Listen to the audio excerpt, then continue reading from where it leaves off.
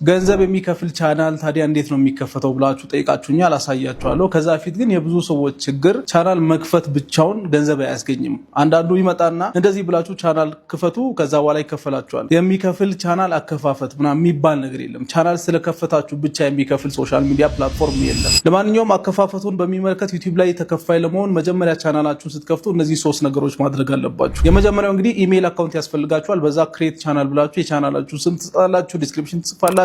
ከዛ በኋላ ቻናሉን ክሬት ታድርጋላችሁ። ሌላው ደግሞ ክሮም ላይ ወይም ሌላ የፈለጋችሁት ብራውዘር ላይ ትሄዱና ሌላ ሀገር ትመርጣላችሁ፣ እዛ ላይ ከሚያመጡላችሁ ሀገሮች ማለት ነው። ከዛ ስልክ ቁጥራችሁን እዛ ላይ ቬሪፋይ ታድርጋላችሁ። አለቀ በቃ። ቻናል አከፋፈት ማለት ይሄ ነው። ሌላ የተለየ ነገር የለውም። ሶስተኛው ነገር ግን 1000 ሰብስክራይበር እና 4000 ሰዓት መሙላት አለባችሁ። ከባዱም ነገር ይሄ ነው።